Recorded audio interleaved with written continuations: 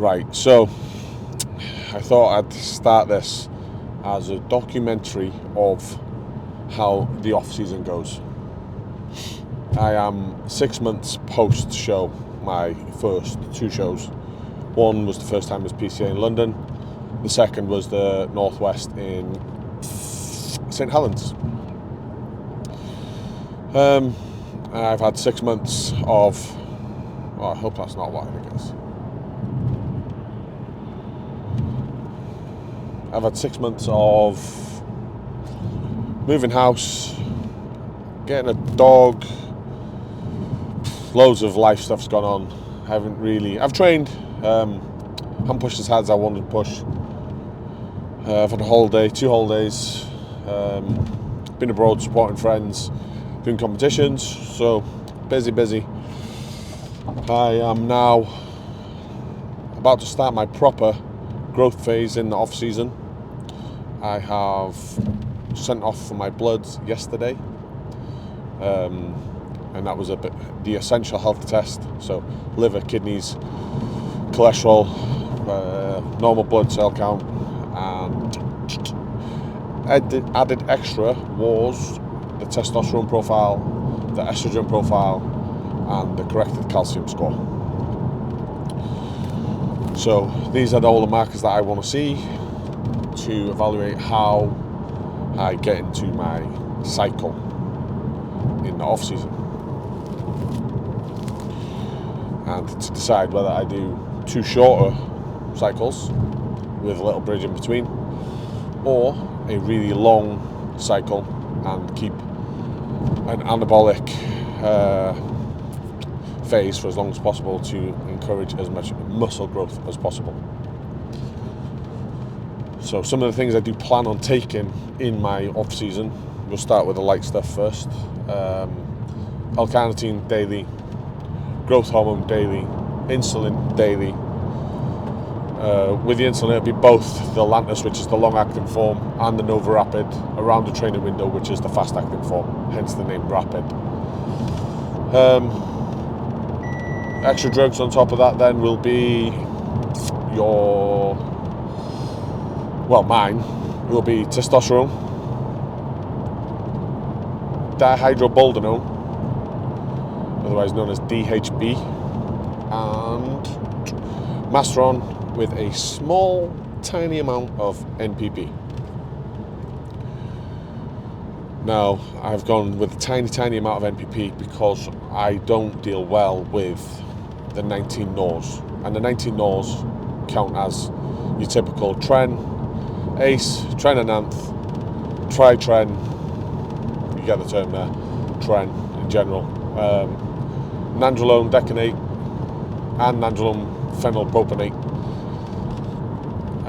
and Ment.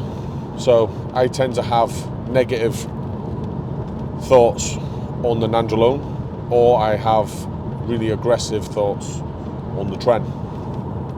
So I can't really take those two. So like I said, with a small amount of Nandrolone, Phenylpropanate is a short-acting ester, so if things do get a bit sideways with my mental state, I can get off it and hopefully within 15 days get back to normal. I was on a dose of 300 milligrams when things are getting a bit not right with how I was thinking. I was thinking that people were against me on purpose. People that were my friends were doing things on purpose. So that's not how I usually think. So I need to get off it, but at that dose of 300 milligrams, I think that is where I am. So I tend to get those negative thoughts. I'm hoping now the dose will be 75 milligrams, and I'm taking the Nandrolone Phenylpropanate for its benefits. So it increases collagen synthesis, it increases bone, joint lubrication, you feel less pain when you're on it. So if I'm going to be training really hard, it's something I kind of want in that stack, and I'm hoping at a dose of 75 milligrams that I don't get the psychological effects and I just get the benefits on my muscles and joints. So testosterone wise, I normally do 300 milligrams In this cycle, I am going to take it just a little bit higher. I'm going to go to 450. I tend to think that I can handle a bit more testosterone, and I could do with a bit more estrogen. The Masteron, in previous cycles, I've taken it as high as 1,250 milligrams. Now, everyone sings about Masteron being an amazing drug and you can take as much of it as you want. It wasn't like that. It wasn't that easy. At a dose of, say, 700, I can deal with it really well. It's a really nice drug. At a dose of 1,250 milligrams, I crashed my estrogen. I'm just going to have to undertake a car. Being a mong.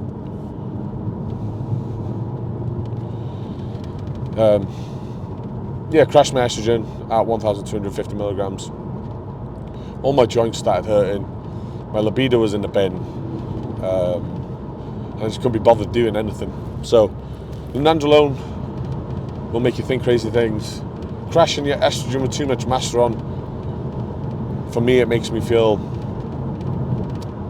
like I can't be bothered with anything. And then my joints hurt. So it's not a good place there. And then the next drug that's coming in here now is dihydroboldenone. So I've done this now the last 2 years, dihydroboldenone, and I've not gone any higher than 300 milligrams. I'm going to take it up to 500 milligrams. At 300 milligrams, I've noticed no side effects. It's a drug that I'm willing to push up a little bit higher. It is more anabolic than testosterone. It is more anabolic than Masteron. So I'm hoping for more muscle tissue growth.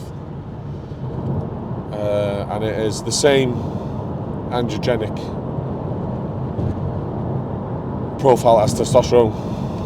So yeah, I'm happy to take that. I'd rather take more DHB than take more testosterone, seeing as I can't take the high doses of the 19 Nords. It's all got a bit complicated there, but this is for me to look back on when I've completed the course, when I've completed the blast, when I've completed the off-season. So yeah, to sum it up quickly, my next cycle will be testosterone, dihydroboldenone, Masteron, small amount of NPP. The doses will finish, if everything goes to plan, at 450 test, 500 dihydroboldenone, 500 Masteron, and 75 milligrams of NPP. So, what they start at, I will determine, and I will take that up as we go. I don't like to start my cycles at the dose I'm finishing them. Start low, build up. That way you get to run them for longer. And you get to be in an anabolic environment for much longer. Win-win. So yeah, that's pretty much it. Food-wise, I am eating 600 grams of carbs at the moment. When I get into the middle of this off-season, hopefully that will be about 800 grams of carbs per day on a training day. On a non-training day, I'll be between 150 and 200 grams of carbs down. So it'll be 600 or 650 grams of carbs on a non-training day. Cardio will be... the other foods. I'll go back to that. The other foods will be between 250 and 300 grams of protein a day, every day, and approximately 50 to 70 grams of fat a day, every day. The only difference between the training days and non-training days is the fact that I eat more carbohydrates. What else is there? So yeah, cardio. Cardio is going to be 3 sessions a week at 30 minutes, plus 1 session of high intensity interval training, which I prefer the assault bike for that. And my normal steady state cardio will be the cross trainer, because I love it. I love the cross trainer. And then, yeah, weight training. So for some of the exercises that I want to get strong on, I'll be using reverse linear progression. Something I do like. A little tactic I have used for most of my life. So they will be at the front end of the session, so where I've got all my strength and got all my energy. And then as it gets to the end of the session, it will be pick a weight and fail in the desired rep range. And those weights will change week to week. As long as I fail, I'm happy with it and I'm good with that. So a little bit of strength in the beginning, and then after that, use what strength I've got left to push as hard as I can and fail in the desired rep range. That is my next 6 months in an 11-minute video. Done.